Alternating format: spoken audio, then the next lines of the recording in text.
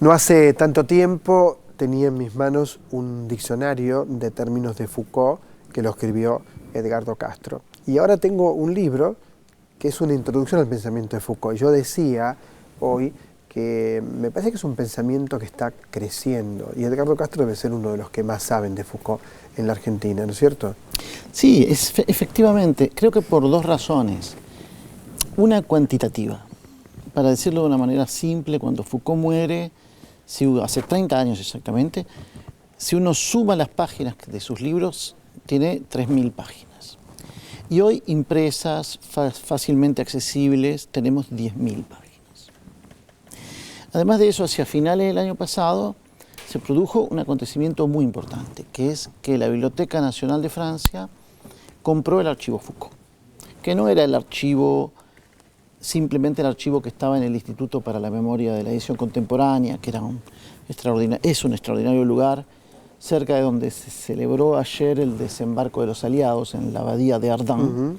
De hecho, Normandía. Claro, ese había sido el cuartel militar alemán en la época del desembarco. Eso se convirtió en una gran biblioteca subterránea donde estaban los manuscritos de Althusser, de Foucault, de muchísimos otros, pero no es eso que estaba ahí, sino lo que la pareja de Foucault había guardado durante 29 años. ¿Por qué es importante hoy el pensamiento de Foucault? Porque estamos en televisión, ¿no? Entonces, uno piensa en Foucault, piensa vigilar y castigar, piensa en los cursos, piensa en el cuidado de sí mismo. ¿Por qué es importante hoy el pensamiento de Foucault? ¿Foucault es un filósofo para vos? Sí, yo creo que sí. No solo, pero sí, sobre todo en la actitud, ¿no? Hay un modo de proceder filosóficamente Foucaultiano. Yo creo que eso daría para mucho tiempo, estamos en televisión, no tiene que ser breve. Creo que hay una vigencia del pensamiento de Foucault. Si tuviese que hacer una lista de temas, pondría la penalidad. No solamente vigilar y castigar, Foucault tiene la sociedad punitiva. Las palabras y las cosas. Las palabras y el tema de la penalidad, ¿no? Del derecho penal, de la relación entre la sociedad y el derecho penal. El problema del Estado. El problema de la locura.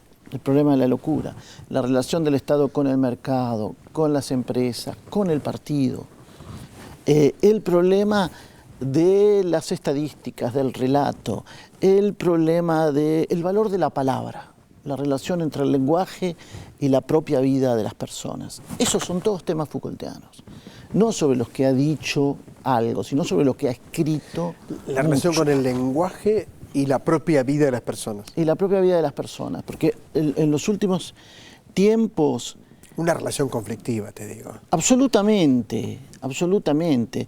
En los últimos tiempos hubo un auge así de lecturas Foucaultianas en torno a este tema de la biopolítica, ¿no? de la relación entre la política y la vida. Pero ese no es finalmente el horizonte último de Foucault. El horizonte último de Foucault es un tema que en griego se llama parresía. La parresía, el cuidado de sí mismo. El hablar francamente, el hablar libremente. Bueno, pero el hablar francamente tiene que incluir la mentira. Si no incluye la mentira, no estamos hablando francamente. Ese es el problema de la parresía. En un sentido político, hay una frase de Aristóteles famosa, esa que una ciudad, uno podría decir una sociedad donde no se puede hablar francamente, sin parresía, no merece ser vivida. En el sentido más político de la parresía. Y después en un sentido más ético, del valor de la propia palabra, de aquel que en aquello que dice pone en juego su propia vida, que no es simplemente, por decirlo de una manera burda, pero para que se entienda, no está siempre haciendo campaña con lo que dice, pone en juego su propia vida, pone en riesgo su propia vida. ¿No? Rodolfo Walsh, con quien nos estamos yendo al corte, Rodolfo Walsh pone en juego su propia vida cuando escribe la carta, la famosa carta a la Junta Militar en el 77, y lo matan. Lo que yo digo... Eso es un acto de parresía. Lo que yo digo es que eso es un acto de parresía. Exacto, claro. Sí. Es el último curso de Foucault se llama precisamente así, el coraje de la verdad. El coraje de la verdad, pero nunca podríamos decir toda la verdad.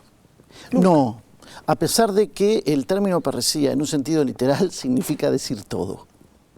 No todo se puede decir. ¿Por qué? Porque decir es siempre una opción en el lenguaje. ¿Qué digo? ¿Cómo lo digo? Yo siempre recorto en el todo, si no, no hay comunicación. Claro. Ahora, algo que te quiero preguntar sobre el cuidado de sí mismo, ¿no? Y que no tiene ningún tipo de cosa normativa de mi parte, esta pregunta que hago.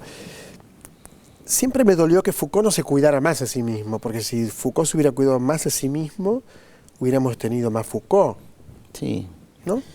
Es de algún modo, quizá uno podría hacer el razonamiento al revés, que esta preocupación de Foucault acerca del cuidado de sí mismo llega a partir de esa reflexión. Pero hay un momento en que las cosas son tardías, porque son los últimos. No quiero hacer de esto una explicación en el sentido de que porque Foucault estaba enfermo, reflexionó sobre el cuidado. No. El libro es maravilloso, el cuidado de sí mismo, incluso la forma en que aparece en tu libro, que es en el último capítulo, es extraordinaria realmente. ¿Por qué escribiste una introducción a Foucault, alguien que sabe tanto sobre Foucault, y empieza por una introducción? ¿Significa que va a haber muchos más libros sobre Foucault? No lo sé. Creo que una introducción era necesaria para hacer un cierto balance del estado actual de los textos de Foucault, por lo que decía al inicio, teníamos 3.000, ahora tenemos 10.000 páginas. Y habrá muchas más, porque en ese archivo de la Biblioteca Nacional, páginas manuscritas, no impresas, hay más de 70.000. Entre ellas un diario intelectual de Foucault en varios cuadernos, donde registró durante casi 30 años lecturas, críticas. Hay mucho más. Entonces, había que en un momento hacer un balance de dónde estamos hoy, ¿no? Y hacer que ese balance no fuese simplemente una presentación, como es en el diccionario, por temas fragmentados, sino que tuviese un hilo, una interpretación, otras reconstrucciones son posibles. Y que eso fuese, esto fue una gran, de algún modo, no sé si exigencia, pedido de los editores, que eso no fuese escrito en un lenguaje solo para especialistas, sino accesible. Y lo has logrado y muy bien. Espero. Muchas gracias, Edgardo. Es más difícil escribir esta introducción que el diccionario. ¿Qué te parece? Claro, porque además es un súper especialista. Se nota el conocimiento descomunal que tenés sobre Foucault. Y ahí ocurre lo que vos decías, es decir, para decir algo no tengo que decir. Exactamente. Edgardo Castro, gracias. Muchas gracias a usted. Pero muchas gracias. Introducción a Foucault, libro estupendo y que sinceramente está escrito como para que lo lean no solamente especialistas. Cualquier persona puede leer esta introducción de Castro. Enseguida volvemos, nos vamos por supuesto con Rodolfo Walsh. Cabe preguntarse quiénes son los apátridas de los comunicados oficiales.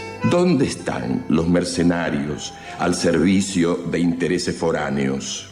¿Cuál es la ideología que amenaza al ser nacional? Si una propaganda abrumadora, reflejo deforme de hechos malvados, no pretendiera que esa junta procura la paz, que el general Videla defiende los derechos humanos, o que el almirante Macera ama la vida, aún cabría pedir a los señores comandantes en jefe de las tres armas que meditaran sobre el abismo al que conducen al país tras la ilusión de ganar una guerra que, aun si mataran al último guerrillero, no haría más que empezar bajo nuevas formas, porque las causas que hace más de 20 años mueven la resistencia del pueblo argentino no estarán desaparecidas, sino agravadas por el recuerdo del estrago causado y la revelación de las atrocidades cometidas.